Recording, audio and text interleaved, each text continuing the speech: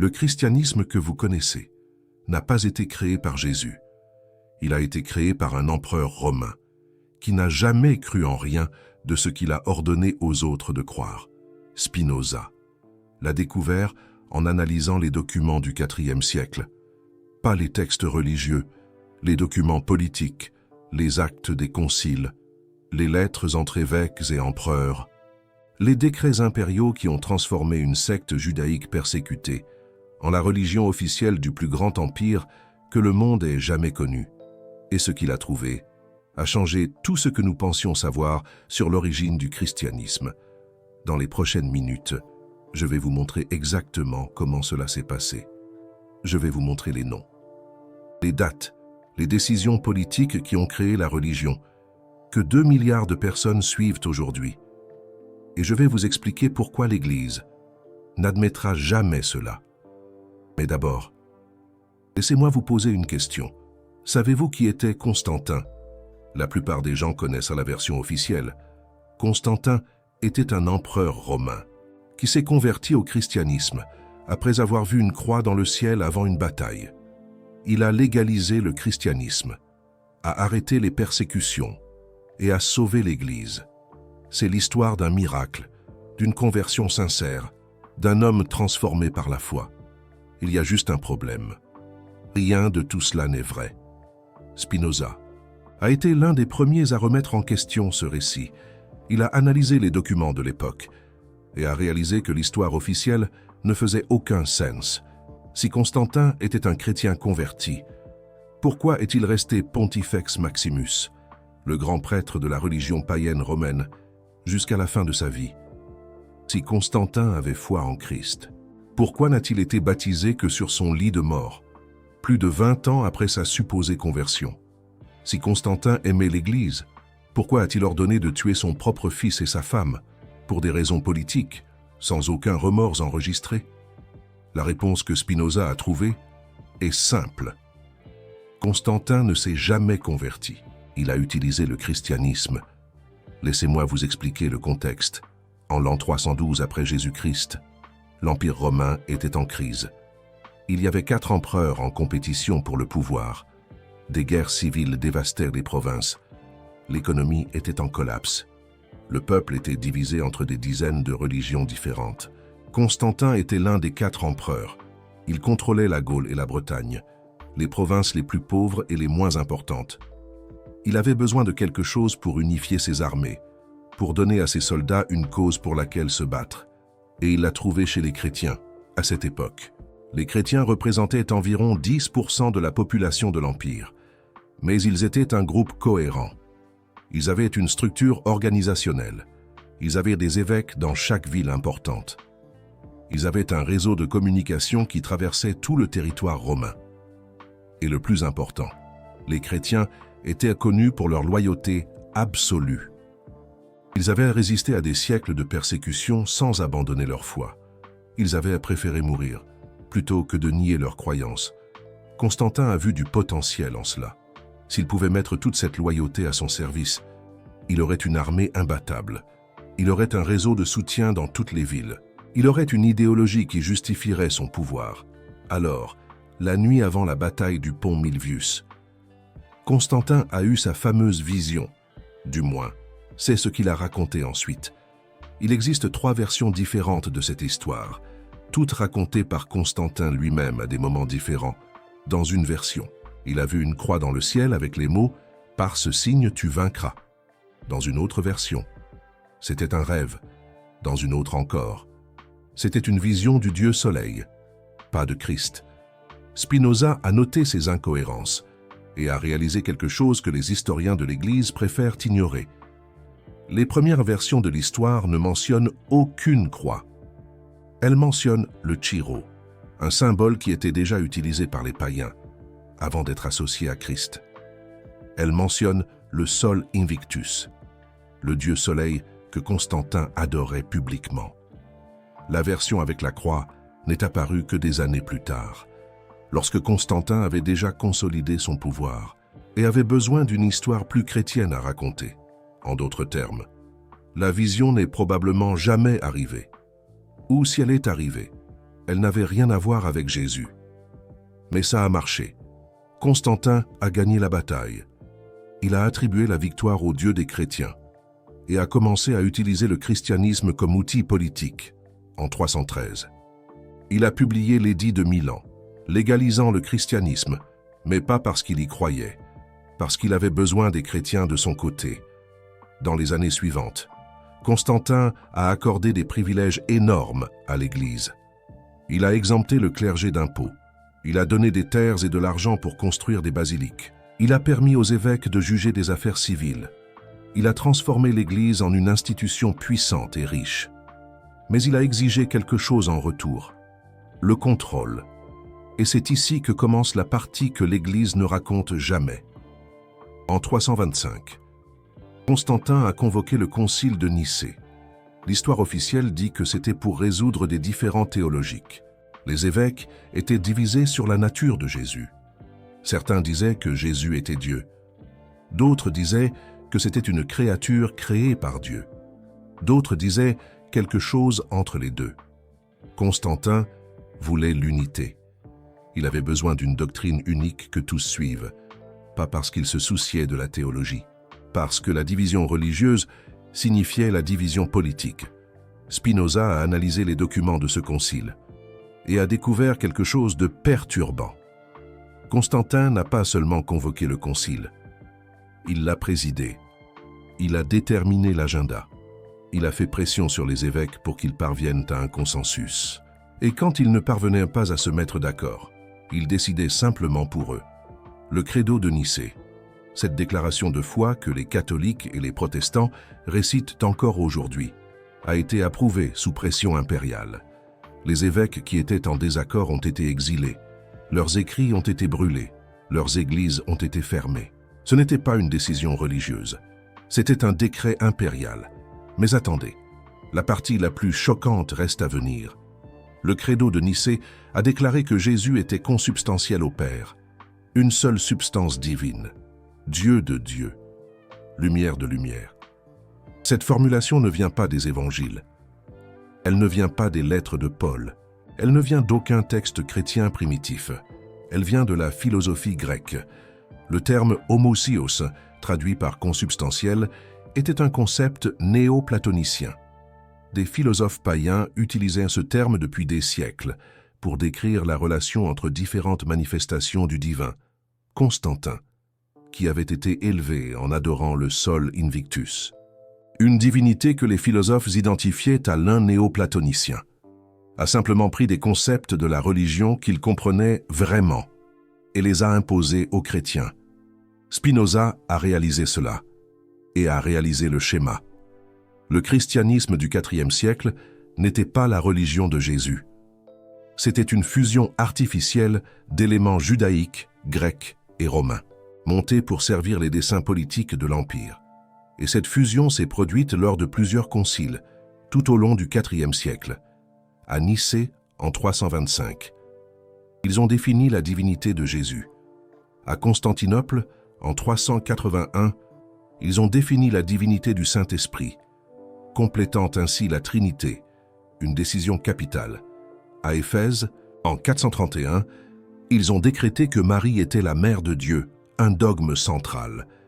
À Chalcédoine, en 451, ils ont affirmé la double nature du Christ, divine et humaine, une dualité complexe, chaque concile, une convocation impériale, chaque concile, une supervision impériale, chaque concile, des décrets transformés en lois, des lois de l'Empire, et non de simples doctrines religieuses.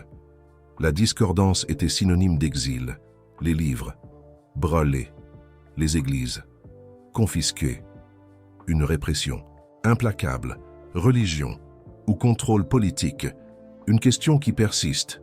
Spinoza, lui, affirmait que c'était du contrôle. Et il avait des preuves irréfutables. Laissez-moi vous raconter l'une de ces preuves, une histoire édifiante. Connaissez-vous l'histoire d'Arius? Arius, un prêtre d'Alexandrie, au début du IVe siècle. Il enseignait que Jésus était une créature créée par Dieu, et non Dieu lui-même, la première et la plus élevée des créatures, mais toujours une créature, une distinction subtile, mais essentielle. Cette vision extrêmement populaire, des millions de chrétiens partageaient les idées d'Arius. Plusieurs évêques importants soutenaient sa théologie. Dans certaines régions de l'Empire, l'arianisme était la forme dominante du christianisme, un courant puissant. Au concile de Nicée, Arius a été condamné. Sa théologie, déclarée hérésie, il a été exilé. Bannissement. Mais voici la partie intéressante. Accrochez-vous. Quelques années plus tard, Constantin changement de cap. Il a décidé qu'Arius avait peut-être raison. Stupéfiant. Il a ordonné de le faire revenir d'exil et s'apprêtait à le réhabiliter officiellement. Un revirement spectaculaire. Arius est mort mystérieusement, la veille de la cérémonie de réhabilitation. Une fin tragique. Les historiens de l'Église, un miracle. Dieu l'aurait puni pour son hérésie. Une explication commode. Spinoza, lui, a examiné cela avec un œil d'investigateur et non de dévot. Et il a vu une autre possibilité, beaucoup plus sombre. Arius a été assassiné. Une accusation grave. Par qui? Probablement par des évêques qui ne voulaient pas que la décision de Nicée soit annulée. Des évêques qui avaient bâti des carrières et un pouvoir sur l'orthodoxie nicéenne, des ambitions menacées, pas de preuves définitives, certes. Mais la configuration est claire, limpide. Quand la théologie contredit les intérêts du pouvoir, la théologie meurt, parfois littéralement, un constat amer. Et cela a continué, au fil des siècles, inlassablement. Après Constantin, d'autres empereurs, certains soutenaient l'orthodoxie nicéenne, d'autres soutenaient l'arianisme.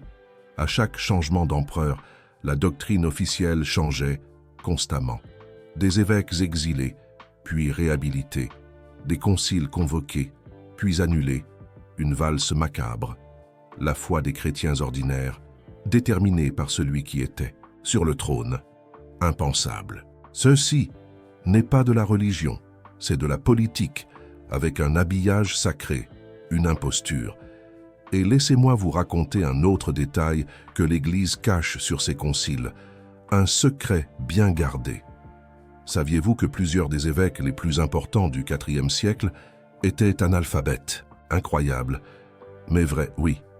Oui, des hommes qui savaient à peine lire leur propre nom ont voté sur des questions théologiques complexes, ont voté sur la nature de Dieu, ont voté sur la divinité de Jésus, ont voté sur des textes en grec et en hébreu qu'ils n'avaient jamais lus. Une mascarade. Comment était-ce possible? Comment? Parce que leur vote n'était pas basé sur la connaissance théologique, mais sur la loyauté politique, une allégeance aveugle. Les évêques votaient comme l'empereur voulait qu'ils votent. Celui qui votait contre était exilé. Celui qui votait pour recevait des terres, de l'argent, du pouvoir, une corruption généralisée. Spinoza a trouvé des lettres d'évêques de l'époque qui se plaignaient de cela, qui se plaignaient que des hommes sans aucune formation théologique décidaient du destin de la foi chrétienne, qui se plaignaient que l'Église était corrompue par le pouvoir impérial. Un cri d'alarme. Mais ces lettres ont été supprimées. L'histoire officielle, elle, parle de consensus, parle d'inspiration du Saint-Esprit, parle d'évêques saints décidant de la volonté de Dieu. Un mensonge colossal. La réalité était très différente. Une manipulation à grande échelle. Et il y avait un autre problème, encore plus grave. Les documents des conciles montrent que beaucoup d'évêques ont été corrompus, littéralement corrompus. Ils ont reçu de l'argent, des propriétés, des titres, en échange de leur vote. Une infamie. Un document du IVe siècle, préservé par accident dans un monastère égyptien, liste les cadeaux que Constantin a distribués après le concile de Nicée. Des terres pour les évêques qui ont voté pour, l'exil pour ceux qui ont voté contre. La preuve, accablante, inspiration divine ou achat de vote. À vous de juger. Spinoza n'a pas eu accès à tous ces documents. Beaucoup n'ont été découverts qu'après sa mort, mais il a vu le schéma. Il a vu que les décisions supposément spirituelles étaient prises pour des raisons matérielles. Il a vu que la théologie était la servante de la politique, et non l'inverse. une vision lucide, et le schéma continue jusqu'à aujourd'hui, persistant.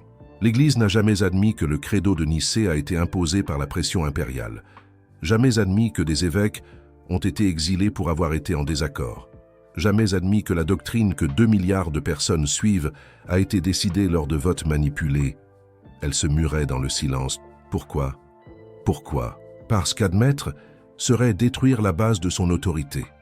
L'Église se présente comme la gardienne de vérités éternelles, transmises de manière pure depuis les apôtres.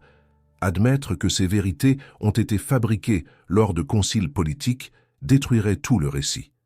Effondrement. Alors, ils mentent.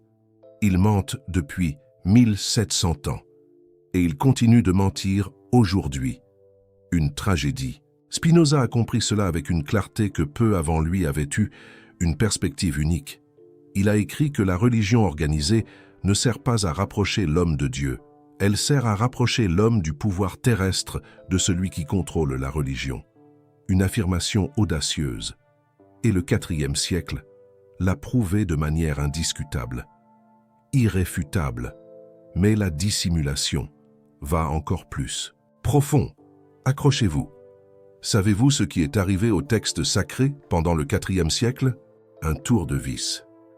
Avant Constantin, les chrétiens utilisaient des dizaines d'évangiles différents. Outre Matthieu, Marc, Luc et Jean, il existait l'évangile de Thomas, l'évangile de Pierre, l'évangile de Marie-Madeleine, l'évangile de Philippe et beaucoup d'autres. Une profusion de textes. Chaque communauté chrétienne avait ses textes favoris. Il n'y avait pas de Bible standard, il n'y avait pas des canons officiels. Un chaos textuel. Constantin a changé cela, radicalement. Il a ordonné que 50 copies d'une Bible standardisée soient produites. Ces Bibles ne contiendraient que les textes approuvés. Les textes non approuvés seraient considérés comme des hérésies. Un tri sévère qui a déterminé quel texte était approuvé. Les évêques que Constantin contrôlait, la manipulation. Et que s'est-il passé avec les textes rejetés? Ils ont été brûlés, incinérés. Celui qui en possédait des copies était puni. Des bibliothèques entières ont été détruites. Un holocauste textuel. Spinoza a lamenté cette perte. Il savait que les textes détruits pouvaient contenir des informations cruciales sur ce que Jésus avait vraiment enseigné. Des informations qui contredisaient la version officielle que l'Église voulait imposer. Un regret profond. Par chance, certains de ces textes ont survécu. Miracle.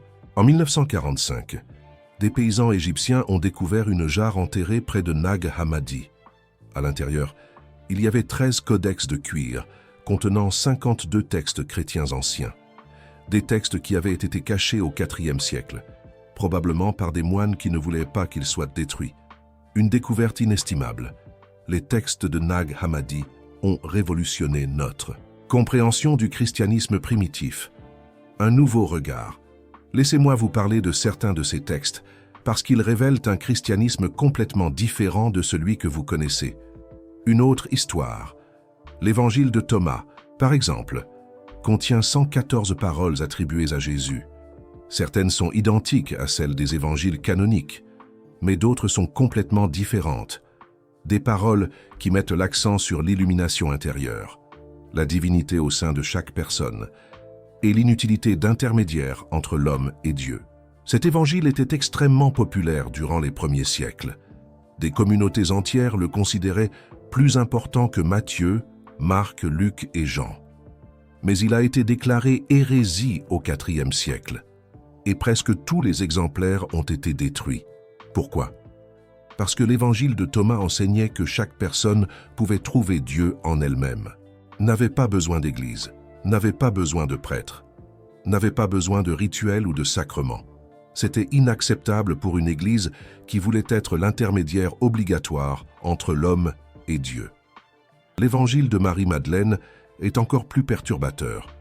Dans celui-ci, Marie apparaît comme la disciple la plus proche de Jésus. Elle reçoit des enseignements secrets que les autres apôtres n'ont pas reçus. Pierre devient jaloux et questionne son autorité. Ce texte suggère qu'il y avait une dispute de pouvoir durant les premières années du christianisme. Une dispute entre les disciples de Pierre et les disciples de Marie-Madeleine. Et la version de Pierre a gagné, non pas parce qu'elle était plus vraie, mais parce qu'elle avait plus de pouvoir politique. L'évangile de Philippe va encore plus loin. Il affirme que Jésus embrassait souvent Marie-Madeleine sur la bouche. Il affirme qu'ils avaient une relation spéciale que les autres disciples enviaient. L'Église a détruit ce texte précisément pour cette raison, parce qu'il contredisait la narration du Jésus célibataire, du Jésus sans désirs humains, du Jésus complètement divin. Ces évangiles montrent que le christianisme primitif était beaucoup plus divers, beaucoup plus humain, beaucoup plus centré sur l'expérience spirituelle individuelle que la version institutionnelle qui a survécu. Et ils ont confirmé tout ce que Spinoza avait suspecté. Le christianisme avant Constantin était radicalement divers. Il y avait des chrétiens qui croyaient que Jésus était seulement humain. Des chrétiens qui croyaient qu'il était un esprit sans corps physique. Des chrétiens qui vénéraient Marie-Madeleine comme l'apôtre la plus importante. Des chrétiens qui rejetaient complètement l'Ancien Testament. Des chrétiens qui pratiquaient des rituels très différents de ceux que nous connaissons. Toutes ces formes de christianisme ont été éliminées au IVe siècle, non pas parce qu'elles étaient théologiquement erronées, mais parce qu'elles ne servaient pas les desseins de l'Empire. La version qui a survécu, la version que vous connaissez, et la version que les empereurs romains ont décidé qui devait survivre. Et voici la question que Spinoza a posée, et que vous devriez poser aussi. Si le christianisme a été façonné par des empereurs pour servir des buts politiques, combien de celui-ci vient réellement de Jésus?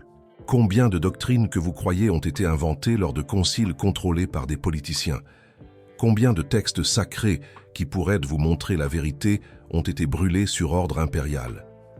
L'Église ne veut pas que vous posiez ces questions, parce que les réponses détruisent la narration selon laquelle la doctrine chrétienne a été transmise de manière pure depuis les apôtres. Ce n'est pas le cas. Elle a été éditée, censurée, modifiée et imposée par des hommes de pouvoir qui avaient très peu d'intérêt pour la vérité spirituelle. Spinoza a vu cela avec clarté il y a 350 ans. Et c'est pourquoi il a été excommunié, banni, persécuté. Parce que la vérité sur l'origine du christianisme est la plus grande menace au pouvoir de l'Église.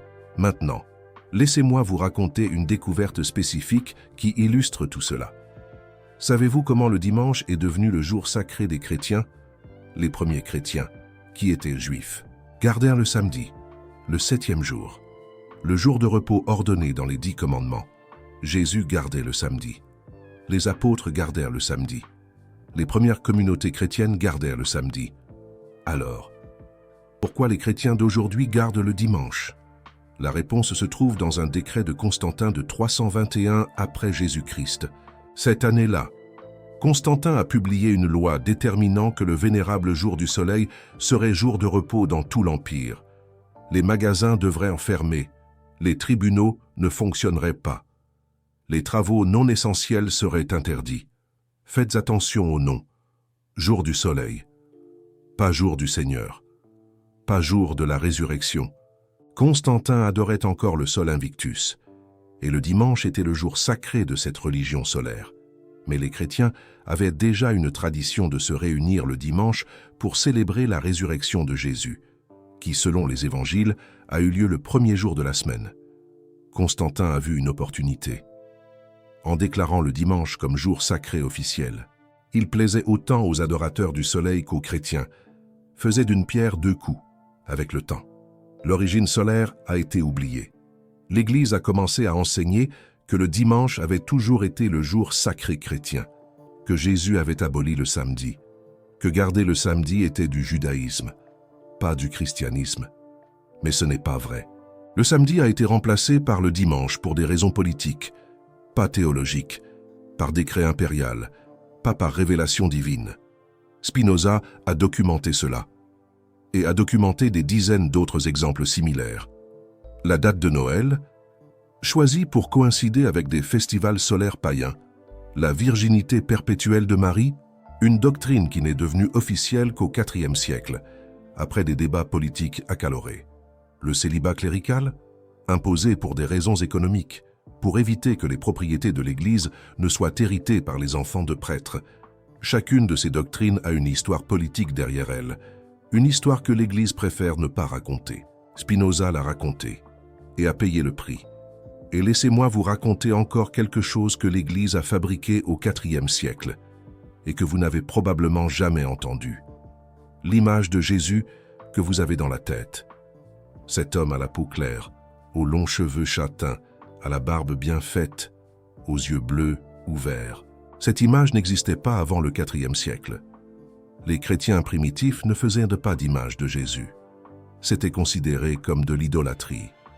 Les Juifs avaient une interdiction expresse de faire des images de figures sacrées. Et les premiers chrétiens, qui étaient juifs, suivaient cette interdiction. Alors, d'où vient l'image de Jésus que nous connaissons? Elle vient de Constantin. Plus précisément, elle vient d'un problème politique auquel Constantin était confronté. L'Empire romain était plein de temples dédiés à des dieux païens, des temples avec des statues magnifiques, des temples qui attiraient des pèlerins et de l'argent. Constantin voulait christianiser l'Empire, mais il ne pouvait pas simplement détruire les temples. Cela causerait des révoltes. Alors, il a eu une meilleure idée. Il a recyclé les temples. Les statues d'Apollon ont été transformées en images de Jésus. Les statues de Jupiter ont été transformées en images de Dieu le Père. Les déesses païennes ont été transformées en Marie et en Sainte. L'image de Jésus avec des cheveux longs et une barbe est l'image d'Apollon, le dieu soleil grec, l'image de Marie avec l'enfant Jésus et l'image d'Isis avec l'enfant Horus, copiée directement d'Égypte. Spinoza a remarqué ces ressemblances et il a perçu que le christianisme visuel, l'art sacré, les icônes, les statues, tout cela était une adaptation du paganisme, une façon de faire accepter la nouvelle religion aux païens, sans abandonner complètement les images qu'ils aimaient. Ce n'est pas de la foi, c'est du marketing religieux, c'est de la propagande impériale, l'auréole dorée, qui entoure la tête de Jésus et des saints dans les peintures. C'était le symbole du dieu soleil. Tout dieu solaire dans le monde antique était représenté avec un disque de lumière autour de la tête. Quand les artistes chrétiens ont commencé à peindre Jésus avec une auréole, ils disaient, consciemment ou non, que Jésus était le nouveau Dieu soleil, la croix comme symbole du christianisme. Dans les premiers siècles, les chrétiens utilisèrent le poisson comme symbole, pas la croix. La croix était un instrument de torture romain. Ce serait comme utiliser une guillotine ou une chaise électrique comme symbole religieux aujourd'hui. Les chrétiens primitifs trouvaient l'idée répugnante. Ce n'est qu'au IVe siècle, après Constantin, que la croix est devenue le symbole principal. Pourquoi? Parce que Constantin affirmait avoir vu une croix dans le ciel avant sa bataille. La croix de Constantin est devenue la croix du Christ. Chaque détail du christianisme que vous connaissez a été façonné par des décisions politiques du IVe siècle. Chaque image, chaque symbole, chaque rituel. Spinoza a vu cela, et il a été horrifié, mais la vérité qu'il a découverte n'est pas morte avec lui. Elle est ici, maintenant, devant vous, et vous devez décider ce que vous allez en faire. Vous pouvez continuer à croire à la version officielle. Vous pouvez feindre que rien de ce que j'ai dit n'a d'importance. Vous pouvez retourner à votre église le dimanche, répéter les credos, participer aux rituels. Des millions de personnes font cela. Et peut-être y a-t-il la paix là-dedans. La paix de l'ignorance. La paix de ne pas questionner. Ou vous pouvez faire quelque chose de différent. Vous pouvez commencer à enquêter par vous-même. Vous pouvez lire les actes des conciles. Ça, vous pouvez étudier l'histoire du IVe siècle. Vous pouvez comparer ce que Jésus a dit dans les évangiles avec ce que l'Église enseigne. Spinoza a fait cela. Et il a découvert que presque rien n'est ce qu'il paraît. Vous avez des ressources que Spinoza n'avait pas. Vous avez accès à Internet. Vous avez des traductions des textes de Nag Hammadi. Vous avez des bibliothèques numériques avec des millions de documents historiques. La seule chose qui vous manque, c'est le courage de regarder. Et voici le paradoxe que Spinoza a identifié. L'Église dit qu'elle a la vérité. Elle dit qu'elle est la gardienne de la révélation divine. Elle dit que vous devez lui faire confiance sans questionner. Mais si l'Église avait vraiment la vérité, Pourquoi aurait-elle peur des questionnements? Si les doctrines étaient vraiment d'origine divine, pourquoi aurait-elle besoin d'empereurs pour les imposer? Si les textes sacrés étaient vraiment inspirés par Dieu, pourquoi a-t-il été nécessaire de brûler ceux qui contredisaient la version officielle? La vérité ne craint pas l'investigation. La vérité invite à l'examen. La vérité se fortifie quand elle est questionnée. Seul le mensonge a besoin de protection. Seule la fraude a besoin de censure. Seule la manipulation a besoin d'autorité pour s'imposer. Spinoza a compris cela. Et c'est pourquoi il a traité la Bible et l'Église comme il traiterait tout autre phénomène humain, avec raison, avec analyse critique, avec disposition à suivre la preuve où elle mène. Et la preuve l'a mené à une conclusion dévastatrice. Le christianisme institutionnel n'est pas la religion de Jésus, c'est la religion à propos de Jésus, créée par des hommes qui ne l'ont jamais connu, pour des propos qu'ils n'approuveraient jamais. Jésus a enseigné la simplicité. L'Église a construit des cathédrales d'or. Jésus a enseigné l'égalité. L'Église a créé des hiérarchies rigides. Jésus a enseigné la liberté intérieure. L'Église a créé des dogmes obligatoires. Jésus a dit que son royaume n'était pas de ce monde. L'Église est devenue l'une des plus grandes puissances politiques de l'histoire. Spinoza a vu cette contradiction. Et il a vu qu'elle n'était pas accidentelle.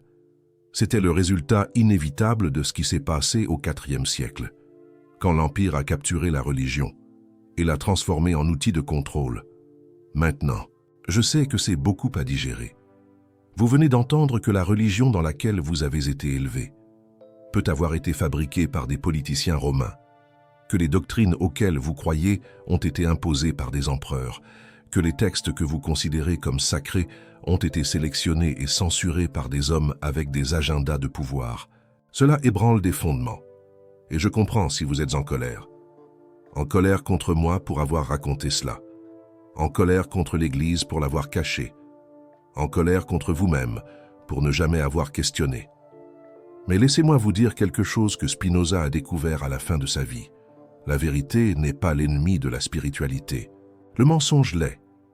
Vous pouvez avoir une relation profonde avec le divin sans avoir besoin d'intermédiaires qui vous manipulent. Vous pouvez chercher la vérité spirituelle sans accepter des fraudes historiques. Vous pouvez honorer les enseignements de Jésus sans avaler tout ce que l'Église romaine a ajouté après.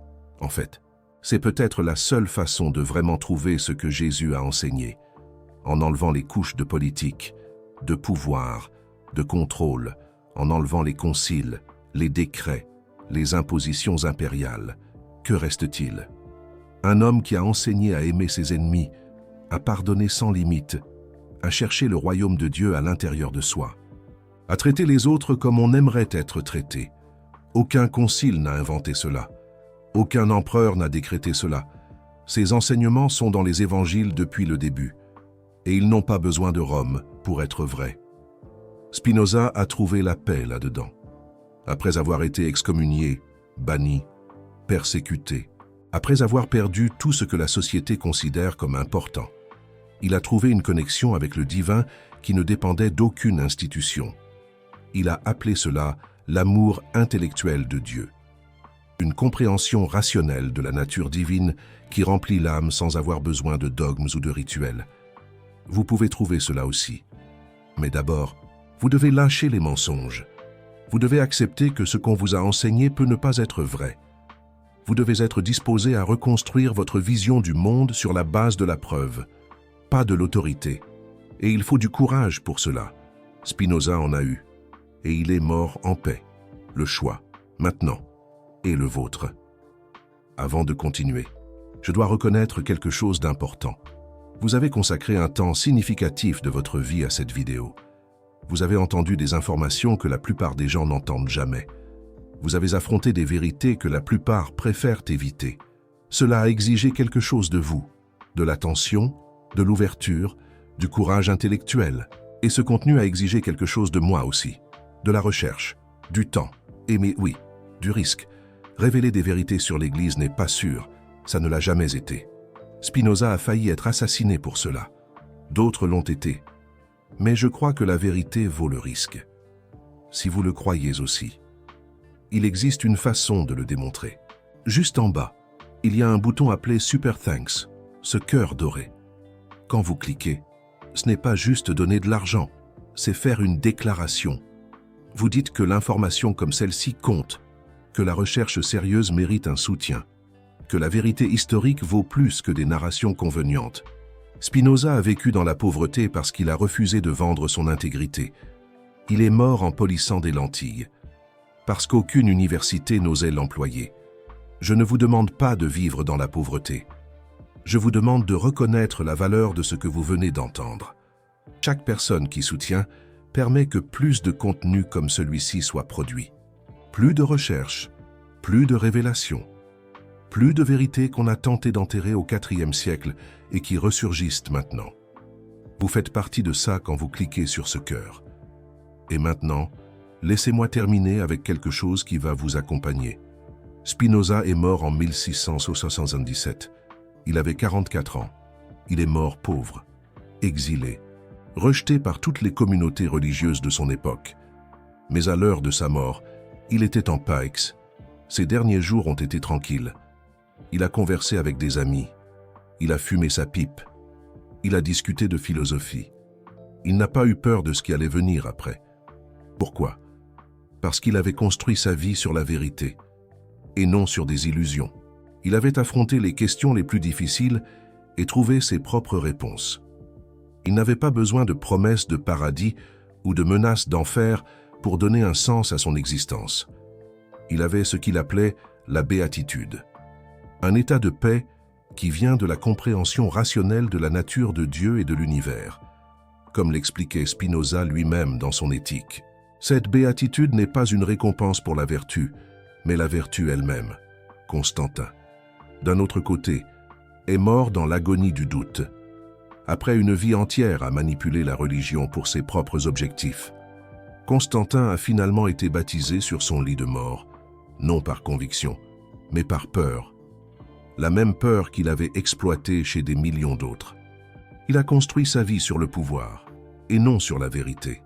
Et à la fin, le pouvoir n'a offert aucun réconfort. Deux hommes, deux approches, deux fins. L'un a manipulé la vérité pour gagner du pouvoir et est mort avec peur. L'autre a cherché la vérité à tout prix et est mort en PAX. Quel chemin allez-vous choisir? Avant de partir, je veux savoir ce que vous en pensez. Qu'est-ce qui vous a le plus marqué dans cette vidéo? Est-ce de découvrir que Constantin ne s'est jamais réellement converti? Est-ce de savoir que le credo de Nicée a été imposé sous la pression impériale? Est-ce de comprendre que des dizaines d'évangiles ont été brûlés au IVe siècle? Est-ce de réaliser que le dimanche a remplacé le sabbat par décret politique et non religieux? Ou est-ce la question plus large? Quelle part du christianisme vient réellement de Jésus? Et quelle part a été ajoutée par Rome? Écrivez dans les commentaires ce qui vous a le plus touché. Je veux lire chaque réponse. Je veux comprendre ce qui résonne chez les gens qui ont le courage d'affronter ces vérités. Et si vous connaissez quelqu'un qui a besoin d'entendre ça, quelqu'un pris dans une version de la foi qui a été fabriquée par des politiciens, partagez cette vidéo. La vérité sur le IVe siècle est restée cachée trop longtemps. Spinoza l'a découverte il y a 350 ans. Il est temps que tout le monde le sache. À la prochaine vidéo. Et souvenez-vous, la vérité n'a pas besoin d'empereur pour être la vérité. Elle a juste besoin de gens assez courageux pour la chercher. Soyez l'une de ces personnes. Et n'oubliez pas cette phrase de Spinoza tirée de son traité théologico-politique. La fin de l'État, c'est la liberté. Une liberté de penser, de croire et d'exprimer ses convictions.